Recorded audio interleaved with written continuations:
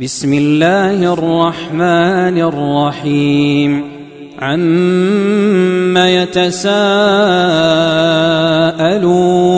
عن النبأ العظيم الذي هم فيه مختلفون كلا سيعلمون ثم كلا سيعلمون ألم نجعل الأرض مهادا والجبال أوتادا وخلقناكم أزواجا وجعلنا نومكم سباتا وجعلنا الليل لباسا وجعلنا النهار معاشا وبنينا فوقكم سبعا شدادا وجعلنا سراجا وهاجا وأنزلنا من المعصرات ماء ثجاجا لنخرج به حبا ونباتا وجنات ألفافا إن يوم الفصل كان ميقاتا يوم ينفخ في الصور فتأتون أفواجا وفتحت السماء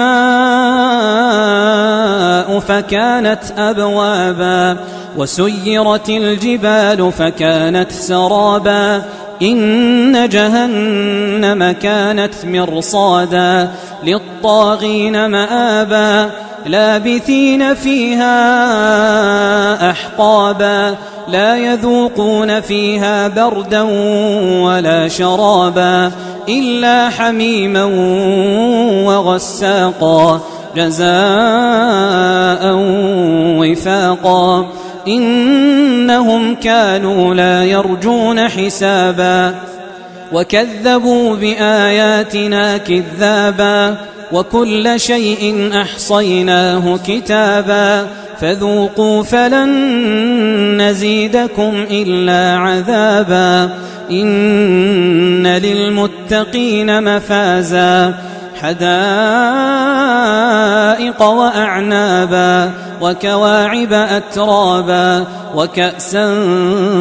دهاقا لا يسمعون فيها لغوا ولا كذابا جزاء من ربك عطاء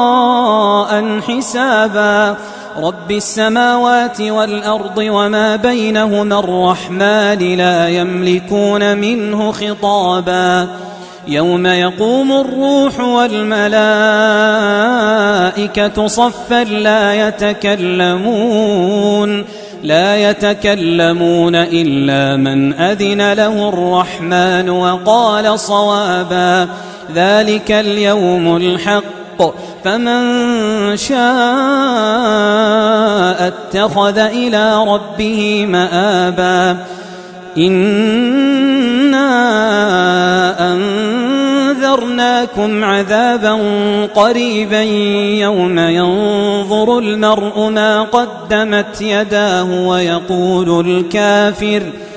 ويقول الكافر يا ليتني كنت ترابا.